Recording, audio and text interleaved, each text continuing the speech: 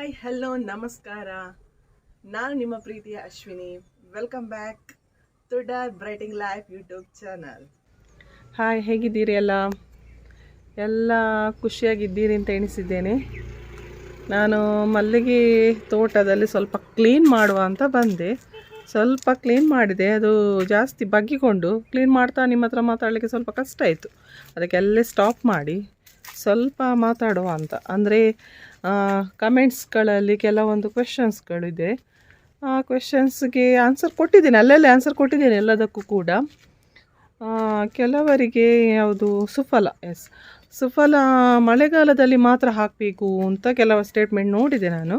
ಆದರೆ ಹಾಗೇನಿಲ್ಲ, ನಾವು ಎಲ್ಲ ಟೈಮಲ್ಲಿ ಕೂಡ ಅದನ್ನು ಬಳಸ್ಬೋದು. ಅದು ಗಿಡ ಒಳ್ಳೆ ರೀತಿಯಲ್ಲಿ ಬೆಳೀಲಿಕ್ಕೋಸ್ಕರ ನಾವು ಹಾಕೋದಲ್ವಾ, ಹಾಕ್ಬೋದು. ಅದರೊಟ್ಟಿಗೆ ನಾವು ಸರಿಯಾಗಿ ಗೊಬ್ಬರ ನೀರು ಸರಿಯಾಗಿ ಕೊಟ್ಟರೆ ಏನು ಪ್ರಾಬ್ಲಮ್ ಆಗಲ್ಲ. ಯಾಕೆಂದರೆ ನಾನು ಹಾಕ್ತೇನೆ ಅಲ್ವಾ, ಆದ ಕಾರಣ ಯಾವುದೇ ರೀತಿಯ ಪ್ರಾಬ್ಲಮ್ಸ್ಗಳು ನನಗೆ ಬರಲಿಲ್ಲ.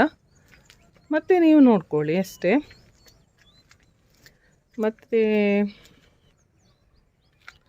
ಮತ್ತು ಗಿಡದಲ್ಲಿ ಏನು ಹೇಳಿದರು, ಒಬ್ಬರು ಕಮೆಂಟ್ ಮಾಡಿದರು, ಹರಳಿಂಡಿ ಗಿಡಕ್ಕೆ ಹರಳಿಂಡಿಯನ್ನು ಹಾಕಿದರೆ ಅದರಲ್ಲಿ ಹುಳ ಆಗ್ತದೆ ಮೇಡಮ್ ಅಂತ ಮೆಸೇಜ್ ಮಾಡಿದರು. ನೋಡಿ, ಹರಳಿಂಡಿ ಹಾಕುವಾಗ ನಾನು ಹಾಕುವ ಮೆಥಡ್ ತೋರಿಸಿದ್ದೇನೆ ನಿಮಗೆ, ಯಾವ ರೀತಿ ನಾನು ಹರಳಿಂಡಿ ಹಾಕ್ತೇನೆ. ಅದರೊಟ್ಟಿಗೆ ಹರಳಿಂಡಿ ಒಟ್ಟಿಗೆ ಅನ್ನಪೂರ್ಣ ಗೊಬ್ಬರ ಹಾಕ್ತೇನೆ. ನೋಡಿ, ಆ ಅನ್ನಪೂರ್ಣ ಗೊಬ್ಬರದಲ್ಲಿ ನಿಮಗೆ ಬೇವಿನ ಹಿಂಡಿ ಕೂಡ ಮಿಕ್ಸ್ ಇದೆ. ಆದ ಕಾರಣ ಅದರಲ್ಲಿ ಏನು ಹುಳ ಆಗಲ್ಲ.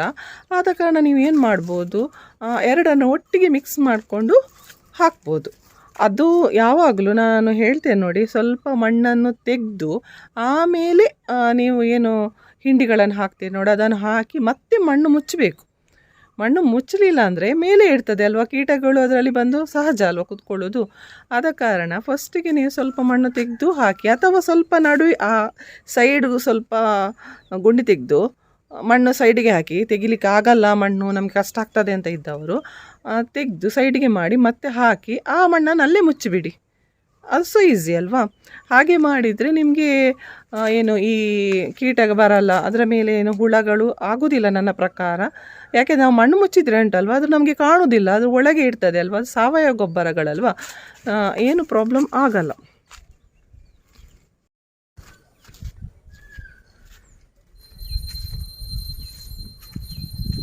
ಇವತ್ತು ಯಾವ ರೀತಿಯಾಗಿ ಈ ಮಲ್ಲಿಗೆ ಗಿಡದ ಸುತ್ತ ಕಸ ಕಡ್ಡಿ ಬಿದ್ದಾಗ ಅದರ ಸುತ್ತ ವೈಟ್ ಫ್ಲೈಸ್ಗಳು ಜಾಸ್ತಿ ಆಗ್ತವೆ, ಮತ್ತು ಬೇರೆ ರೀತಿಯಾದ ಕೀಟಗಳು ಕೂಡ, ಅದರ ಬಾಧೆ ಕೂಡ ನಮಗೆ ಜಾಸ್ತಿ ಆಗ್ತದೆ. ಅಂತಹ ಸಂದರ್ಭದಲ್ಲಿ ನಾವು ಯಾವ ರೀತಿಯಾಗಿ ಗಿಡಗಳನ್ನು ಸ್ವಚ್ಛವಾಗಿ ಇಟ್ಕೋಬೇಕು ಮತ್ತು ಅದನ್ನು ಯಾವ ರೀತಿಯಾಗಿ ಇಟ್ಕೋಬೇಕು ಎಂಬುದನ್ನು ನಾನು ಈ ವಿಡಿಯೋದಲ್ಲಿ ತೋರಿಸ್ತೇನೆ ನಿಮಗೆ. ಬನ್ನಿ ನೋಡುವ ಯಾವ ರೀತಿ. ಮೊದಲಿಗೆ ಇದರ ಕ್ಲೀನಿಂಗನ್ನು ಮಾಡಬೇಕು. ಕ್ಲೀನಿಂಗ್ ಮಾಡುವ ಮೊದಲು ಈ ಗಿಡದ ಸುತ್ತ ಇದ್ದಂತಹ ಕಸ ಕಡ್ಡಿಗಳನ್ನು ತೆಗಿಬೇಕು.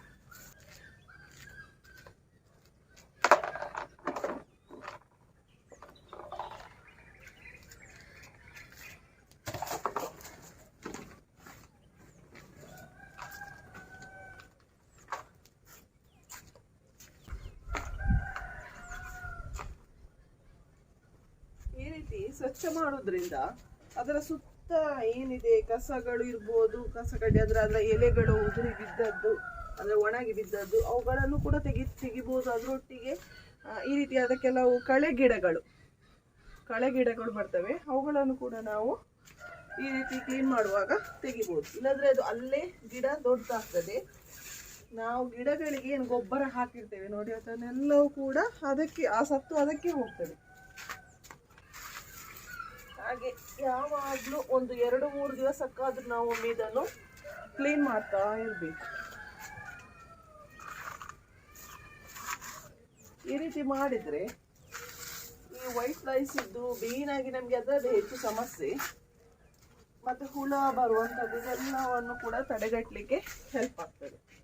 ನನಗೆ ಈ ವರ್ಷ ತುಂಬಾನೇ ಈ ವೈಟ್ ಫ್ಲೈಸ್ ಸ್ಟಾರ್ಟ್ ಆಗಿದೆ. ಹಾಗೆ ಸ್ವಲ್ಪ ಜಾಗ್ರತೆ ಮಾಡ್ತಾ ಇದ್ದೇನೆ, ಆದಷ್ಟು ಕ್ಲೀನ್ ಮಾಡೋದು.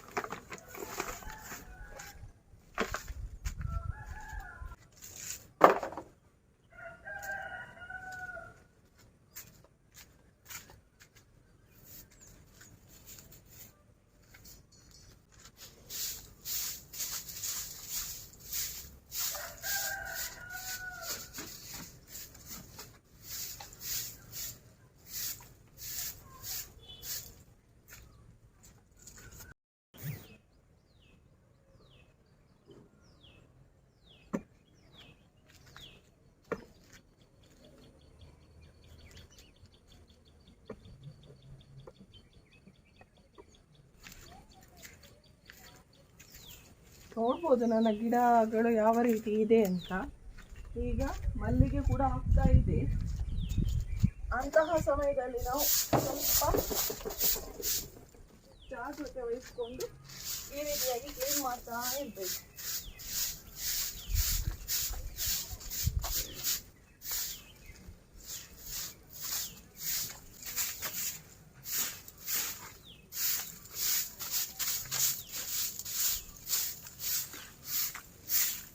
ಸುತ್ತ ನೀರು ಬಿಡ್ತಾ ಇರ್ತಾರೆ.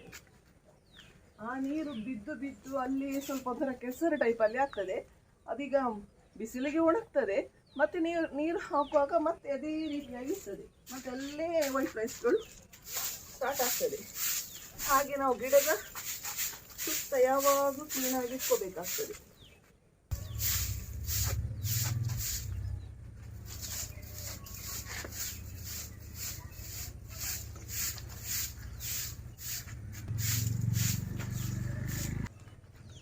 ಸಂಜೆ ಒಮ್ಮೆ ಬಂದು ಇದರ ಸುತ್ತಿದಾಗ ಏನೋ ಒಂಥರ ಖುಷಿ ಆಗ್ತದೆ. ಹಸಿರು ವಾತಾವರಣದೊಟ್ಟಿಗೆ ಅವಳಿಗೆ ಕ್ಲೀನ್ ಮಾಡಲಿಕ್ಕೆ ಆಗುದಿಲ್ಲ, ನಮಗೆ ಕೂಡ ಬೇರೆ ಕೆಲಸ ಇರ್ತದೆ ಅಲ್ಲ. ಹಾಗೆ ಒಂದು ವಾರಕ್ಕೆ ಒಮ್ಮೆ ಆದರೂ ಕ್ಲೀನ್ ಮಾಡಲೇಬೇಕು, 2-3 ದಿವಸಕ್ಕೆ ಮಾಡಲೇಬೇಕು. ತುಂಬ ಕಸ ಇದ್ದರೆ ನಾನು 2-3 ದಿವಸಕ್ಕೆ ಮಾಡ್ತೇನೆ, ಇಲ್ಲಾಂದರೆ ವಾರಕ್ಕೆ ಒಮ್ಮೆ ಕ್ಲೀನ್ ಮಾಡ್ತೀನಿ.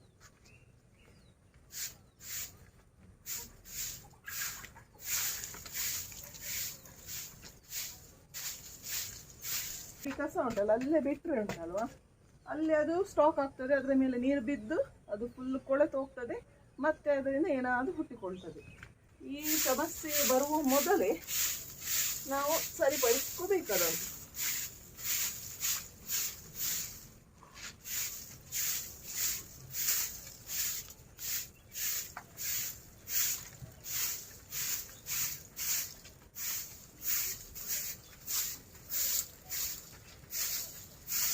ಹೀಗೆ ಕ್ಲೀನ್ ಆಗಿ ಇಟ್ಕೊಂಡ್ರೆ ನಮಗೆ ಕೂಡ ಖುಷಿ ಆಗ್ತದೆ ಒಮ್ಮೆ ನೋಡುವಾಗ. ಸುತ್ತ ಕಸ ಕಸ ಅಂತ ನೋಡೋದಕ್ಕೂ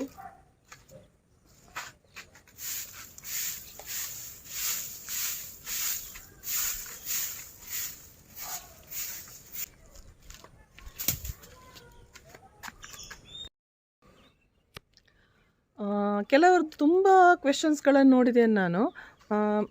ಮೇಡಮ್ ನಿಮಗೆ ಈಗ ಎಷ್ಟು ಹೂ ಸಿಗ್ತದೆ ಅಂತ ಕೇಳ್ತಾರೆ. ಈಗ ನನಗೆ ಪ್ರೆಸೆಂಟ್ 3-4 ಚೆಂಡು ಹೂ ಸಿಗ್ತದೆ. ನಿಮಗೆ ಎಷ್ಟು ಸಿಗ್ತದೆ ಅಂತ ಕಮೆಂಟ್ ಮಾಡಿ. ಅದೊಂದು ಕ್ಯೂರಿಯಾಸಿಟಿ ಅಲ್ವಾ, ಮಲ್ಲಿಗೆ ಬೆಳೆಸೋರಿಗೆ ಎಷ್ಟು ಹೂ ಸಿಗ್ತದೆ ಅಂತ, ಅವರಿಗೆ ಎಷ್ಟು ಸಿಕ್ಕಿತು ನಮಗೆ ಎಷ್ಟು ಸಿಕ್ಕಿತು ಅಂತ.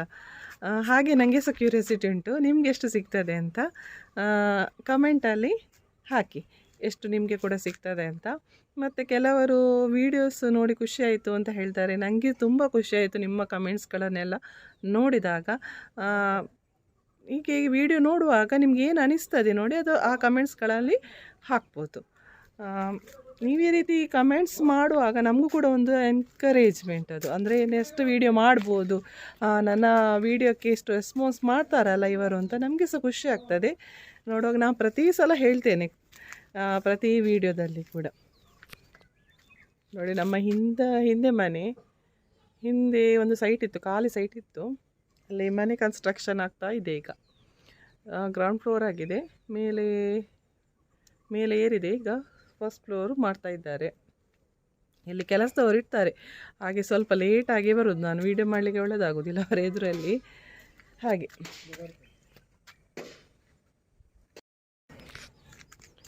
ನೋಡಿ ನನ್ನ ಗಿಡಗಳು ಹೇಗಿದೆ ಅಂತ. ಇದು ಟ್ಯಾರೆಸ್ಸಲ್ಲಿರುವಂತಹ ಗಿಡಗಳು. ಆ ಟ್ಯಾರೆಸ್ ಮೇಲೆ ಯಾವ ರೀತಿ ಗಿಡ ಇದೆ ಅಂತ ನೋಡ್ಕೊಳ್ಳಿ. ಮತ್ತು ಇಲ್ಲಿ ನೋಡಿ ಗಿಡದಲ್ಲಿ ಈಗ ಮಲ್ಲಿಗೆ ಮೊಗ್ಗುಗಳು ಬಿಡ್ತಾ ಇವೆ. ಈಗ ಸ್ವಲ್ಪ ಮಲ್ಲಿಗೆ ಆಗ್ತಾ ಉಂಟು, 3-4 ಚೆಂಡರಷ್ಟು ಮಲ್ಲಿಗೆ ಸಿಗ್ತದೆ ನನಗೆ. ನೋಡಿ, ಗಿಡಗಳಿಗೆ ಸರಿಯಾದ ರೀತಿಯಲ್ಲಿ ನಾವು ಆರೈಕೆ ಮಾಡ್ತಾ ಇದ್ದರೆ ನಮಗೆ ಅದು ಮಲ್ಲಿಗೆ ಕೊಡ್ತದೆ ಅಲ್ವಾ. ನಾನು ಲಾಸ್ಟ್ ಟೈಮ್ ನಿಮಗೆ ವಿಡಿಯೋ ಮಾಡಿ ಹಾಕಿದ್ದೆ ಗೊಬ್ಬರ ಹಾಕೋದು.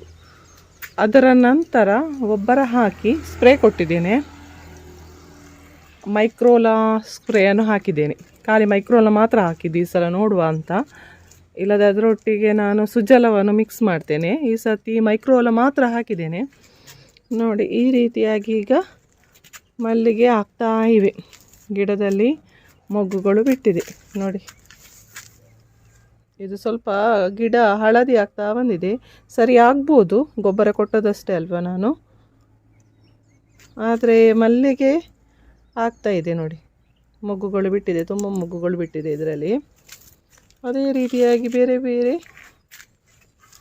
ರೀತಿಯಲ್ಲಿ ನೋಡ್ಬೋದು ನೋಡಿ, ಇಷ್ಟು ಮೊಗ್ಗುಗಳು ಬಿಟ್ಟಿದೆ ನೋಡಿ. ಈಗ ಹೂ ಆಗ್ತಾ ಉಂಟು. ಹಾಗೆ ರೇಟು ಕೂಡ ಸ್ವಲ್ಪ ಕಡಿಮೆ ಆಯಿತು. ಒಂದು ಟೈಮಲ್ಲಿ ಒಳ್ಳೆ ರೇಟ್ ಇತ್ತು, ಆ ಟೈಮಲ್ಲಿ ನನಗೆ ಮಲ್ಲಿಗೆ ಸ್ವಲ್ಪ ಕಮ್ಮಿ ಆಗಿತ್ತು. ಈಗ ರೇಟ್ ಕಮ್ಮಿ ಆಗುವಾಗ ಮಲ್ಲಿಗೆ ಜಾಸ್ತಿ ಆಗ್ತಾ ಉಂಟು. ಅರ್ಧ ಗುಡಿಸಿದೆ ನೋಡಿ, ಅರ್ಧ ಕ್ಲೀನ್ ಮಾಡಿ ನಿಮ್ಮ ಹತ್ರ ಮಾತಾಡಲಿಕ್ಕೆ ಕಷ್ಟ ಆಗ್ತದೆ ನನಗೆ. ಅರ್ಧ ಗುಡಿಸಿ ಅರ್ಧ ಮಾತಾಡಿ ಅದಕ್ಕೆ ಅಲ್ಲೇ ನಿಲ್ಲಿಸಿ. ಅರ್ಧ ಇಲ್ಲಿ ನೋಡಿ ಇಷ್ಟು ಜಾಗ ಕ್ಲೀನ್ ಮಾಡಿದೆ. ಇನ್ನು ಉಳಿದದ್ದು ಇದೆಲ್ಲ ಕ್ಲೀನ್ ಆಗಬೇಕಷ್ಟೇ, ಇನ್ನೂ ಕ್ಲೀನ್ ಮಾಡಬೇಕು. ಇದಿಷ್ಟು ಗುಡಿಸಿ ನೋಡಿ, ಆ 1-2 ಸಾಲಷ್ಟು ಗುಡಿಸುವಾಗಲೇ ಇಷ್ಟು ಕಸ ಕಾಣ್ತದೆ ಅಲ್ವಾ. ಇದು ಮೊನ್ನೆ ಅಷ್ಟೇ ಗುಡಿಸಿದ್ದು ನಾನು. ಅದು ಎಲೆಗಳು ಉದುರಿ ಬೀಳ್ತಾ ಇರ್ತದೆ. ಈಗ ನಾನು ನಿಮಗೆ ತೋರಿಸ್ಲಿಕ್ಕೆ ಬಂದದ್ದು ನೋಡಿ, ನಾವು ಇದರ ಸುತ್ತ ಏನು ಈ ರೀತಿ ಗುಡಿಸಲಿಲ್ಲ ಅಥವಾ ಕ್ಲೀನ್ ಮಾಡಲಿಲ್ಲ ಅಂದರೆ ಕಾಣ್ಬೋದಲ್ವ, ನಿಮ್ಗೆ ಕಾಣ್ತಾ ಇದೆ ಅಲ್ವಾ. ಸುತ್ತ ನೋಡಿ ಯಾವ ರೀತಿಯಾಗಿದೆ, ನೀರು ಬಿದ್ದು ಬಿದ್ದು, ಅಂದರೆ ಅದಕ್ಕೆ ನಾವು ನೀರು ಹಾಕ್ತೇವೆ ಅಲ್ವಾ, ಆ ನೀರು ಬಿದ್ದು ಬಿದ್ದು ಈ ರೀತಿಯಾಗಿ ಹೋಗ್ತದೆ. ಈಗ ಅದು ಒಣಗಿದೆ ಮಾತ್ರ, ನೀರು ಬಿದ್ದರೆ ಮತ್ತೆ ಅದು ಒಂಥರ ಏನು ಮೃದು ಆಗ್ತದೆ. ಮತ್ತು ಅಲ್ಲೇ ಸ್ವಲ್ಪ ನೀರು ಅಂಶ ಉಳಿದರೆ ಮತ್ತೆ ಅಲ್ಲೇ ಏನಾದರೂ ಕೀಟಗಳು ಸ್ಟಾರ್ಟ್ ಆಗ್ತದೆ ನೋಡಿ. ಇದಕ್ಕೋಸ್ಕರ ನಾವು ಕ್ಲೀನ್ ಮಾಡ್ತಾ ಇರಬೇಕಾಗ್ತದೆ. ಇದೊಂದು 2-3 ದಿವಸ ಆದದಷ್ಟೇ, ಮೊನ್ನೆ ಕ್ಲೀನ್ 4 ದಿವಸ ಆಯಿತು ಗುಡಿಸಿ ನಾನು. ಈಗ ಮತ್ತೆ ಹೀಗಾಗಿದೆ, ಅದಕ್ಕೆ ಒಮ್ಮೆ ಕ್ಲೀನ್ ಮಾಡುವ ಅಂತ ಬಂದೆ ಟ್ಯಾರಿಸಲ್ಲಿ. ಯಾವಾಗಲೂ ಕ್ಲೀನ್ ಮಾಡ್ತಾಯಿದ್ರೆ ಡೈಲಿ ಕ್ಲೀನ್ ಮಾಡ್ಬೋದು, ಮಾಡಿದರೆ ಒಳ್ಳೆಯದು, ಗಿಡಕ್ಕೆ ಸಹ ಒಳ್ಳೆಯದು, ನಮಗೆ ನೋಡುವಾಗ ಕೂಡ ಖುಷಿ ಆಗ್ತದೆ.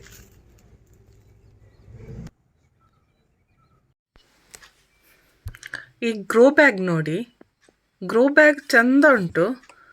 ನಾನು ಲಾಸ್ಟ್ ಟೈಮ್ ಇದನ್ನು ಆನ್ಲೈನಲ್ಲಿ ತರಿಸಿದ್ದು. ಒಳ್ಳೆಯದುಂಟು ಗ್ರೋ ಬ್ಯಾಗ್, ಗಟ್ಟಿ ಉಂಟು, ನಮಗೆ ಮಲ್ಲಿಗೆ ಕೃಷಿ ಆರಾಮ್ಸೆ ಮಾಡ್ಬೋದು ಇದರಲ್ಲಿ. ಆದರೆ ಫಸ್ಟ್ ಟೈಮ್ ಒಮ್ಮೆ ತರಿಸಿದಾಗ ಅದು ಒಳ್ಳೆಯದಿತ್ತು, ಅಂದರೆ ಅದರಲ್ಲಿ ಎಲ್ಲಿ ಹೋಲ್ ಇರಬೇಕು ಅಲ್ಲೆಲ್ಲ ಹೋಲ್ ಇತ್ತು. ನನಗೆ ಖಾಲಿ ಅದನ್ನು ತೆಗೆದು ಗಿಡ ನೆಟ್ಟರೆ ಆಗ್ತಿತ್ತು ಅದರಲ್ಲಿ. ಆದರೆ ನೆಕ್ಸ್ಟ್ ಟೈಮ್ ಬಂದಾಗ ಅದರಲ್ಲಿ ಹೋಲೇ ಇಲ್ಲ. ನಾನು ಕೂಡ ಅದನ್ನು ಅಬ್ಸರ್ವ್ ಮಾಡಲಿಲ್ಲ. ಅಂದರೆ ನೀರು ಹೋಗ್ತಾ ಇಲ್ಲ. ನಾನು ಟೆನ್ಷನ್ ಆಗ್ತಾ ಉಂಟು ನನಗೆ, ಯಾಕೆ ನೀರು ಹೋಗ್ತಾ ಇಲ್ಲ ಅಂತ. ಅಂದರೆ ಮಳೆಗಾಲದಲ್ಲಿ ಆದರೆ ನನ್ನದು ಗಿಡವನ್ನು ತೆಗೆದು ಬಿಸಾಡಬೇಕಿತ್ತೇನೋ. ಇದು ಸ್ವಲ್ಪ ಸಮ್ಮರ್ ಸೀಸನ್ ಆದ ಕಾರಣ ನೀರು ಹಿಂಗೆ ಹೋಗ್ತದೆ, ಆದರೆ ಏನೋ ಆವಿಯಾಗಿ ಹೋಗ್ತದೆ. ಇಲ್ಲದಿದ್ದರೆ ಅದು ಏನಾಗ್ತಿತ್ತು ಏನೋ. ನಾನು ಆದರೂ ಕೂಡ ಅಷ್ಟು ಗಮನ ಕೊಡಲಿಲ್ಲ ಅದಕ್ಕೆ, ಯಾಕೆ ಇದು ನೀರು ನಿಲ್ತಾ ಇದೆ ಅಂತ ನೋಡ್ತಾ ಇರುವಾಗ ಮತ್ತೆ ತಲೆಗೆ ಹೋಯಿತು. ಅಂದರೆ ನೆಕ್ಸ್ಟ್ ಟೈಮ್ ಇನ್ನೊಂದು ನನಗೆ ಗ್ರೋ ಬ್ಯಾಗ್ ತೆಗೆದು ಅದಕ್ಕೆ ಒಂದು ರೀಪಾಟ್ ಮಾಡಲಿಕ್ಕಿತ್ತು. ಒಂದು ಸಣ್ಣ ಪಾಟಲ್ಲಿ ಹಾಕಿದ ಗಿಡವನ್ನು ಸ್ವಲ್ಪ ದೊಡ್ಡದಾಗಿತ್ತು, ಅದನ್ನು ನಾನು ರೀಪಾಟ್ ಮಾಡಲಿಕ್ಕಿತ್ತು ನನಗೆ. ಆಗ ನೋಡ್ತೇನೆ ಅದರಲ್ಲಿ ಹೋಲೇ ಇಲ್ಲ. ನಾವು ಫಸ್ಟಿಗೆ ಇದನ್ನು ಕರೆಕ್ಟ್ ನೋಡಬೇಕು. ನಾನು ಮಾಡಿದ ಮಿಸ್ಟೇಕ್ ಇದು, ಅದಕ್ಕೋಸ್ಕರ ಹೇಳ್ತಾ ಇದ್ದೇನೆ. ಹೋಲ ಇದೆ ಅಂತ ಫಸ್ಟ್ ನಾವು ಅಬ್ಸರ್ವ್ ಮಾಡಬೇಕು.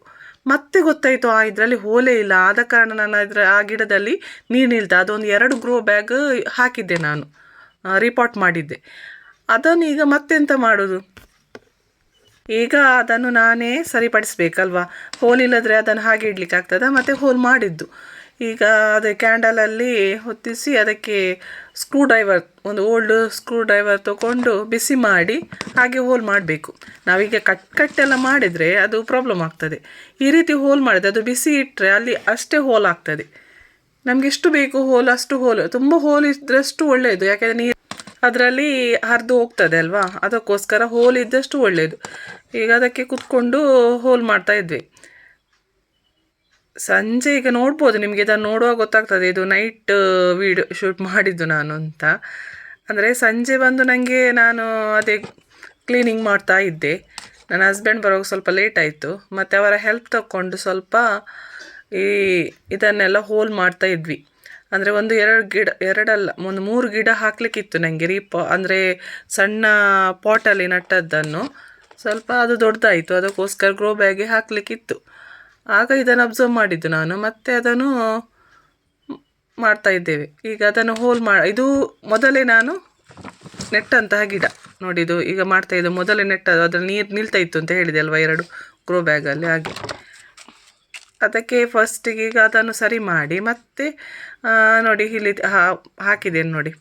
ಇದು ಮತ್ತೆ ನಾವು ಹೋಲ್ ಮಾಡಿದ್ದು ಒಂದು 3-4 ಇತ್ತು ಗ್ರೋ ಬ್ಯಾಗ್. ಆ ಗ್ರೋ ಬ್ಯಾಗನ್ನು ಹೋಲ್ ಮಾಡಿ ಆಮೇಲೆ ಅದರಲ್ಲಿ ಗಿಡವನ್ನು ಹಾಕಿದ್ದು. ಇದು ನೋಡಿ ನೈಟ್ ಸರಿ ಕಾಣ್ತಾ ಇದೆ ಅಲ್ವಾ. ನೈಟ್ ಆಗಿದೆ. ನೈಟ್ ಮೀನ್ಸ್ ಒಂದು 7:30 ಸಮಥಿಂಗ್, 7:45 ಸಮಥಿಂಗ್ ಆಗಿದೆ. ಆ ಟೈಮಲ್ಲಿ ಇದು ನಾವು ಮಾಡಿದ್ದು. ನಾವಿಬ್ಬರು ಕೆಲಸದಿಂದ ಬಂದೇ ಎಲ್ಲ ಆಗಬೇಕಲ್ವ, ಹಾಗೆ ಸ್ವಲ್ಪ ಕೆಲಸಗಳು ನಾವು ಎಲ್ಲ ಮುಗಿಸಿ ಬರುವಾಗ 7:15 ಅಂತೂ ಹಾಗೆ ಆಗ್ತದೆ. ನಂದು ಗಿಡಕ್ಕೆ ನೀರು ಬಿಟ್ಟು ಅದನ್ನೆಲ್ಲ ಕ್ಲೀನ್ ಮಾಡಿ ಅದರದ್ದೆಲ್ಲ ಕೆಲಸ ಆಗುವಾಗ ನಾನು ಒಬ್ಬಳೇ ಇದ್ದರೂ ಕೂಡ ಅಷ್ಟು ಆಗ್ತದೆ. ಮಾತ್ರ ಇವತ್ತು ಸ್ವಲ್ಪ ಅದೇ ರೀಪಾಟಿಂಗ್ ಮಾಡಲಿಕ್ಕಿತ್ತು. ಅಂದರೆ ಸಣ್ಣ ಪಾಟಿಂದ ತೆಗೆದು ದೊಡ್ಡ ಪಾಟ್ಗೆ ಹಾಕಲಿಲ್ಲ, ದೊಡ್ಡ ಗ್ರೋ ಬ್ಯಾಗಿಗೆ ಹಾಕಿದ್ದೆ. ಈ ಗ್ರೋ ಬ್ಯಾಗ್ ಯೂಸ್ ಮಾಡ್ತಾ ಇದ್ದೇನೆ ಈಗ ಪ್ರೆಸೆಂಟ್ ನಾನು. ಇದು 15x15 ಸೈಜ್ ಇದ್ದು ಒಳ್ಳೆಯದುಂಟು ಗ್ರೋ ಬ್ಯಾಗ್. ನೀವು ಮಾಡೋದಾದ್ರೆ ಇದರಲ್ಲಿ ಮಾಡ್ಬೋದು, ಯಾಕೆಂದರೆ ನಾವು ಪಾಟ್ಗೆ ತುಂಬ ಇನ್ವೆಸ್ಟ್ ಆಗ್ತದೆ ನಾವು. ಆದರೆ ಗ್ರೋ ಬ್ಯಾಗಲ್ಲಿ ಇದು ಒಳ್ಳೇದು ಬರ್ತದೆ ಗ್ರೋ ಬ್ಯಾಗ್.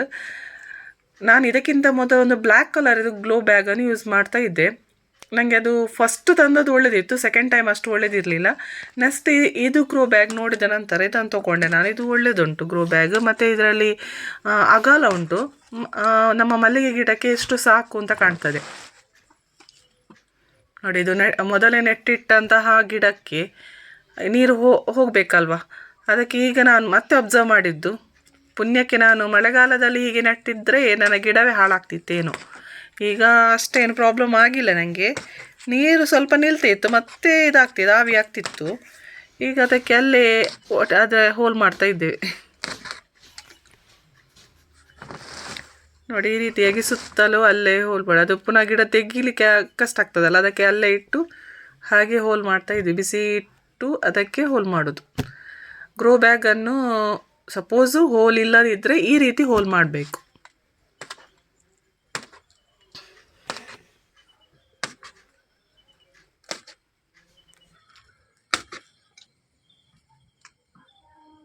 ಅದರ ಸುತ್ತ ಹೋಲ್ ಮಾಡಿದ್ದೇವೆ. ಈಗ ಅದರ ಅಡಿಯಲ್ಲಿ ಕೂಡ ನೋಡಿ ಹೋಲನ್ನು ಮಾಡಬೇಕು.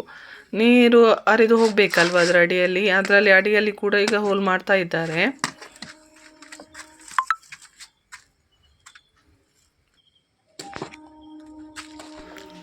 ಕತ್ತಲೆಯಲ್ಲಿ ಹೇಗಿದೆ ನೋಡಿ ನನ್ನ ಗಿಡ. ಕತ್ತಲಲ್ಲಿ ಸ್ವಲ್ಪ ನೋಡುವ ಅಂತ ತೋರಿಸ್ತಾ ಇದ್ದೇನೆ ಗಿಡವನ್ನು.